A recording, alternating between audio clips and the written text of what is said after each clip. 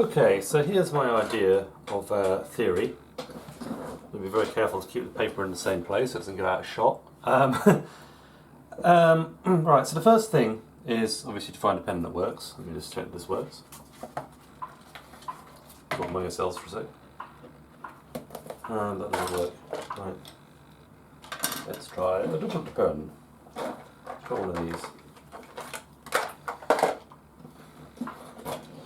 Okay, I'm going to do this all with numbers because I think numbers are a bit easier in some ways. In other ways it might be less familiar to you. So we have, in the scale, we have a major scale, we have these numbers.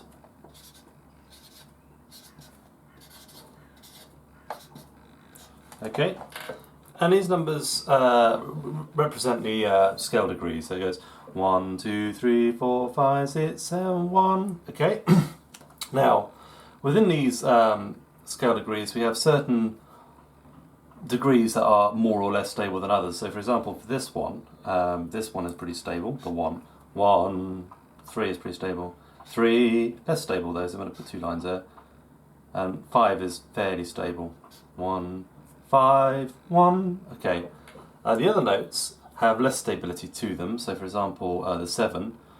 1, 7 wants to go that way. Okay. And the 4 wants to go to 3, right? Okay. Now you've got these sort of quasi-stable notes, as I call them, because I like a fancy word, I do. 2, 1, right? Or 6. So I'm going to put a little circle under those, right? Now, the 2 often, usually has been going back to 1, but these ones are particularly powerful because they are semitone resolutions, and if you look at the piano keyboard you'll be able to see that, okay? So if I just draw a piano keyboard underneath, which corresponds roughly to what we're talking about here. 1, 2, 3, 4, 5, 6 and 7. Not a very good piano keyboard, bear with me. There we go, lovely piano keys. So if we're in the key of C major, do another one there.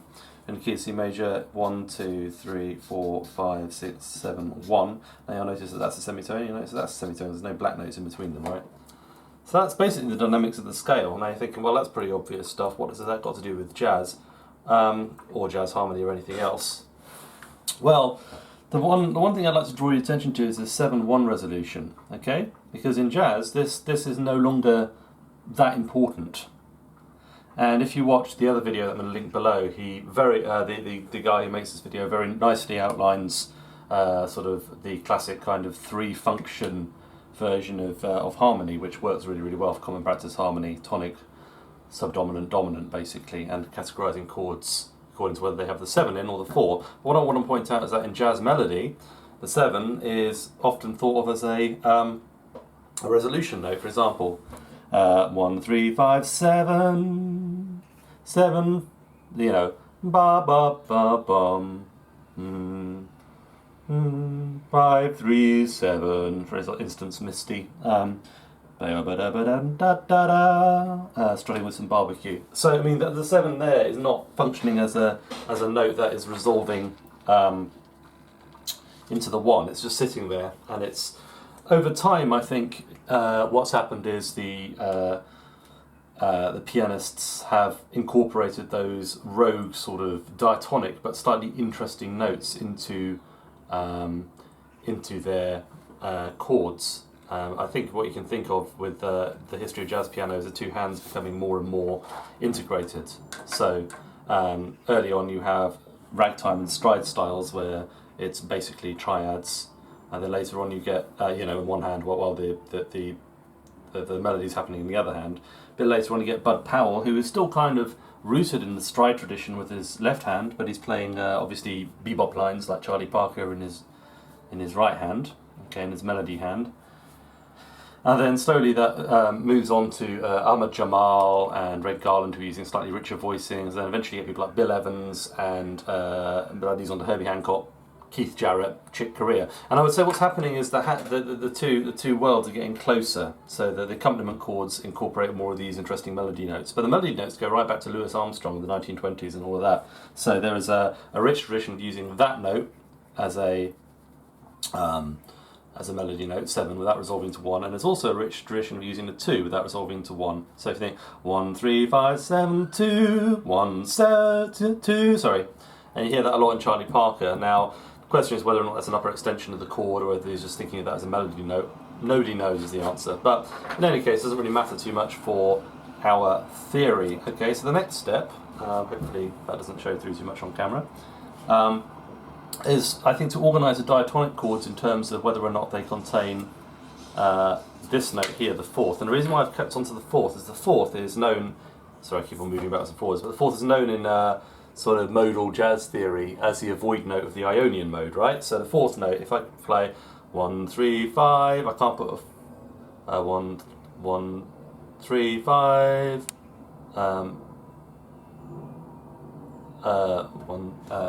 4, you can't put the 4 in there, sorry, I'm just singing 4 for a second. I'll just demonstrate that on my guitar. So I'm playing a, you can hear this off screen, I'm playing a C major chord, and on top of that I'm going to play an F. You can hear that it really wants to resolve to that, right? And that's the thing that drives like a lot of the harmony that we're going to, well, pretty much all of the harmony that we're going to look at within the diatonic scale, because that fourth is the strongest dissonance within the key. And anybody who's studied a bit of jazz theory will know that, because obviously the fourth is regarded as an avoid note, or a handle with care note, as Mark Levine calls it. If you play a fourth and you don't know what you're doing in a major key, it won't sound good. You have to resolve it to a third, for instance, you know, and then it works. But it's a very pivotal note. And in harmony, it has the effect of dividing the diatonic chords into 2 categories. So I'm going to write down how am I going to do this? What I'm going to do is I'm going to write down all of the chords in order to the scale. So this is 1, and let's do 7th chords as we're dealing with modern jazz harmony. Sorry, I made that wrong. So 1, 3, 5, 7, and then 2 minor, 2, 4, 6, 1, 3. 3, 5, 7, 2, 4, 4, 4, 6, 1, 3, 5, 5, 7, 2, 4, okay, and then 6, I'm just going to put what they are, actually just to put that all in capitals. Sorry, this pen is a little bit big, so apologies for my handwriting. 6, 1, 3, 5, and then we get this interesting one here, which is the half diminished chord. 7, 2, 4, 6. A bit high for me. Okay, so there you go. So that's a 1. Now what I'm going to do is I'm going to get another coloured pen, and I'm just going to draw a circle around the ones that contain the fourth. Okay, so this one here. This one here, this one here, and that one there, okay? So, what we can do is we can then organise these in terms of 2 functions, or 2 categories, no 4, and ones with a 4 in, okay? And if we do that, we get 1 major, 3 minor, 6 minor. Now if you look at this, one thing you'll realise right away, hopefully, is that these are the standard substitutions for the major chord, for the tonic major, right? So that's really an interesting finding, I think, because that shows us that obviously these chords don't have a fourth in, and that makes sense if you think about it, because obviously the fourth, as we've said, is the avoid note in the Ionian mode. Now if we, or the major scale as I prefer to call it. Now if we look at the fourth, the ones with the fourth in, we've got these ones, 2, minor 7, 4 major, 5, 7, and which is also the same thing as 5 minor 6 as well.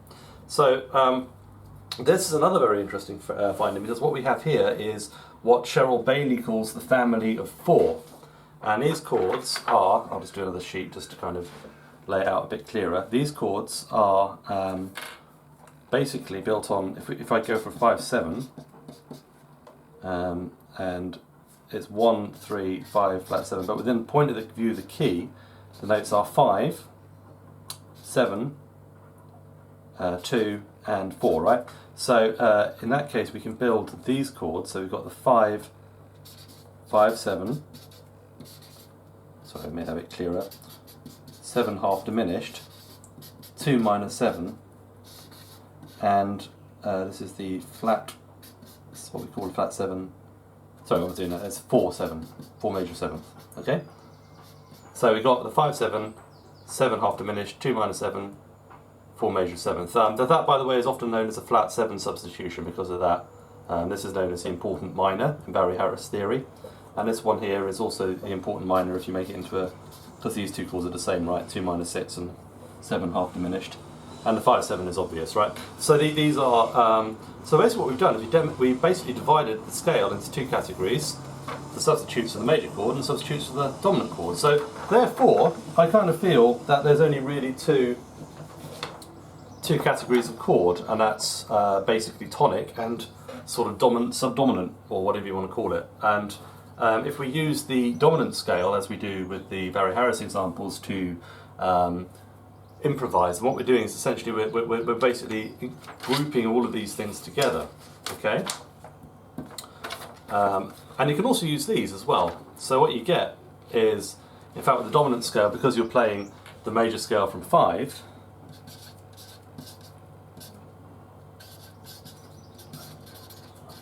you're basically saying, I'm going to use all of the notes of the major scale over the dominant chord, and I'm going to group them into whatever I want.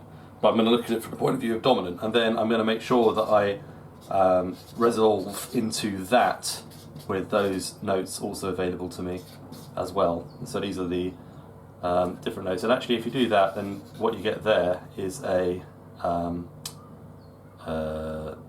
with this, basically. So these ones here would be a 5 triad, okay? And there's, if we add the 6 in as well, we've got 7, 2, 6. I mean, that's not a triad, but you can use the 6th note as well. So that'll give you that. But basically what I'm trying to say is that, you know, you've got those notes to resolve to, but these are the main ones, 1, 3, 5. You want to be careful about 1, because that has the effect of being a period, or a full stop, as we call it in this country. And these ones can be used as a comma, okay? So if you listen to bebop heads, for example, actually no, it's a bad example because it finishes on the 5/7 chord. But I mean, if you do that's a comma, that's like a 1, right? Because it ends on 1. That's like a period, a full stop. So linguistically, the 1 is reserved for times of special finality, whereas the 3 and the 5 are the usual resolving points. And you can still use like a 5 triad to kind of make these interesting upper extensions. That's very, very common. Now I just want to whiz on to doing the minor keys, okay? And the minor key works in pretty much exactly the same. We're just going to, in the minor key we do have 3 separate areas, but the 3 separate areas are depending on what kind of minor scale you're using. So if I take natural minor, and if we go back to, I mean, let's just do natural minor. So natural minor, we're going to go 1, 2, flat 3, 5, flat 6, flat 7, 1, right? Okay. So if we just group those chords together, then they are related, obviously, to the major. So it's equivalent to saying there's a major key on a flat 3. So we get, if we divide that into 2 categories, I'm going to call it tonic and sub-dominant. I'm just going to whiz through this. You can do this work yourself if you really want, but it works out like this. So tonic is 1 minor, 7 or whatever. Minor triad I prefer, actually. 1 minor. And then you've got the flat 3 major. And these are all divided off depending on whether or not that's got the flat 6 in, by the way. So the flat 6 acts in the minor key the same way as the 4 does in the major. And actually, if you think of the major scale being like C, D, E, F, G, A, B, if we then go to the relative minor, A, B, C, D, E, F, G, A, etc., you can see that that note there, that's 1, 2, 3, 4, 1, 2, 3, 4, 5, 6, it's the same note, it's the F, right? So it behaves the same as it would for the major key, it's just that we're reassigning the names of the of the degrees, if you like, if that makes any sense. Okay, so that's 5, 7, and then of course we've also got this. Let's see. So one. Sorry, doing it out actually working out can be difficult. 1 flat 7. So that would be the 5. Would it? 1 1 3 1 flat 3. Oh, hang on, I've started 4, haven't I? 1 flat 3 5. Boom boom boom boom boom. 3, and then the 5. Yeah, that makes sense. There's 5 minor. Okay, so those are your tonic minor sounds, right? In practice, that one doesn't get used that much, but it works. You know, it works as a kind of extension of the minor chord, if you like. Now, the subdominant is all of the other ones. So that is 2, half diminished. That will be flat 7, 7. Okay, and we'll get what we pick up is this flat 6 major 7th, and we get also a minor 7th, which is on which degree is that on? 4. So it's 4 minor 7. Now this happens to be the same. Okay, so this is the same thing. The only difference is it's a family of 4. The only difference is that instead of basing it on the 5 degree, we're basing it on the flat 7 degree. But if you were to do C major, A minor, they'd work out to be exactly the same chords, which is a nice thing. Okay. So what happens is we go into the minor key. What we do is we create a chromatic alteration to the minor key in order to create the 5/7, and of course that is the harmonic minor scale. Okay. So it's probably better. I'm trying to remember to put the 4 in there. It's probably better if you think of the whole minor scale as that. Okay, because if we put the 7 in, that does become more of a dissonant note, and it wants to move up to 1. And because of that, we can go with our family of 4. Let me just write that out. So it's flat 7 7. It's 2 minor, 2 half diminished. Sorry, 4 minor 7th, and the last one is flat 6 major 7th. And I mean, if you go like, if I go 1 flat 3 5 flat 7, that then becomes, if I raise the flat 7 to a 7, that then becomes diminished 7th. If I raise the 7th on that one, that's let's see, 2 4 flat 6 1. So that doesn't have that degree in. That's fine. Okay, 4 minor 7, 4 flat 6 1 flat 3. That doesn't have it either, so that remains unaffected. And people who know the harmonic minor scale really well would already realise this. And this last one, flat 6 major, flat 6 1 flat 3 5 again. So the only one that really affects is this one. Okay. But then you also have the option of turning all of these into diminished 7th, because you can just lower the 7th degree. Sorry, lower the flat 7th. Sorry, lower the 1 degree, beg your pardon, down to the 7, and then you get these ones here as well. I think you can do that one, can you? Flat 6, 1, yeah, 7. But then you would also need to change the 5 to another note as well. But that's fine. Put that in there. Okay, cool. So. Basically what I've done is I've kind of hopefully divided it up for you. I mean, there's different. So basically, this is what I deal with when I'm playing changes, really, and this ties in very well with the Barry Harris thing. So what you've got to remember is that if you're in a minor key, in a major key, sorry, C, you are really going G Dom, resolving to C. If you are in the minor key, A minor, say, you are still dealing with G Dom. But then you're also dealing with the B. Sorry, what I'm talking about, dealing with the G sharp as well, because you want to turn that into a harmonic minor and then go back to C, because that adds extra movement, right? You can get away with not doing that, but it will have more of a floating sort of feeling. So this is really the map of it, and it becomes interesting when if you recognise that that's the flat 7 7, right? And that's the 5 7. You can also use the flat 7 in that key, and then you get B flat Dom. Okay, and then you can use B and get back into C. So those 3 ones, those 3 different movements going from the dominant scale into the chord triads, so it should be A minor there, shouldn't it? These are basically the ones that Charlie Parker uses 9 times out of 10, right? And it relates to that kind of basic tonality. But if you divide your keys down into family of 4 and tonic triads, whether it's major or minor, using the system that I've shown you, and then use the leading note in the minor key, or if you're doing what this would be called parallel minor, right? Borrow chords from parallel minor if you're thinking about this in a classical way, and then use the B to drive you back into C, then you'll be able to play most of the stuff that I demonstrate on the videos, and that's really how I do it. Now, obviously you can go one step further out, which is you can use the tritone substitution on the G dominant, right? And you can also use the tritone substitution on the B flat dominant as well.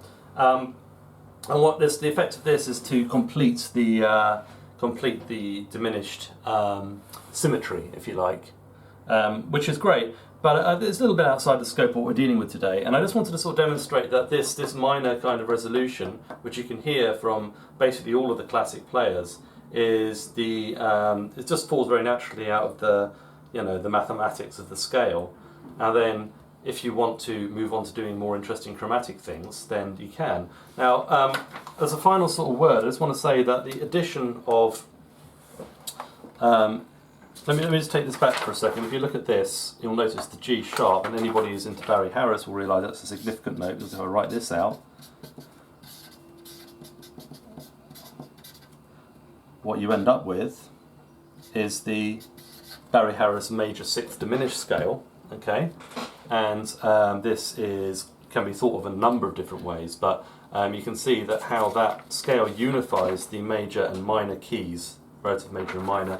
And then furthermore you can use that A flat as an extra intensifying note to drive cadences into G. So effectively you can just take your family of 4, so let's do a G7,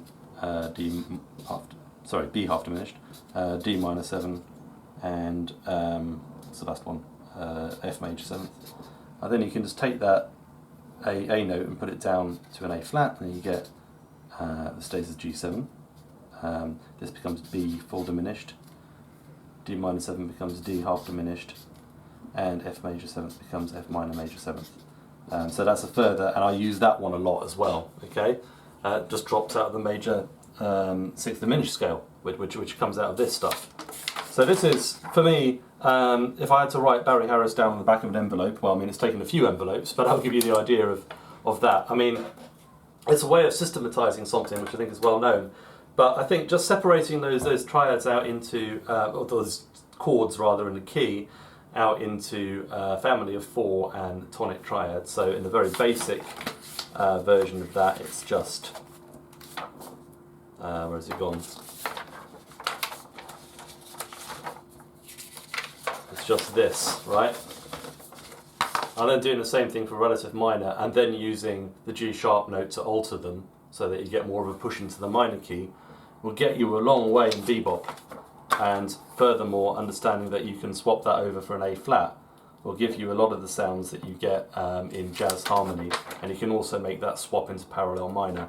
And this is basically what I do 99% of the time. Anyway, I hope you find that useful, and I might append some playing examples onto the end of this video just to make it a bit less dry.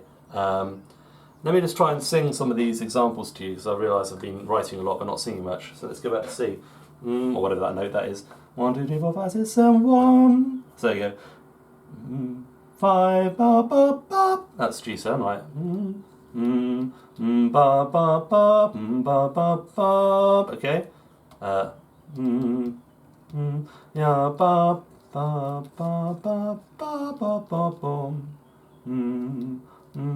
D, F, D, F, A, C, F, A, D. Okay. D, F, A flat, da, ba, ba, boom. Half diminished, right? Okay, and then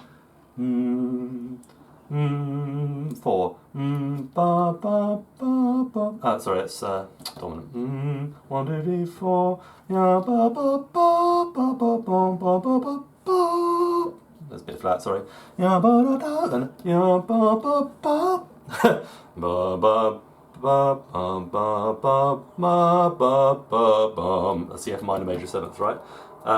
So you can get some lovely effects where you go yum ba ba ba ba ba ba ba ba ba ba ba bum bum bum bum bum bum bum. So what I've just sung there is a 4 major, 4 minor into C, right? And that's something that you hear a lot from people like Charlie Christian and so on.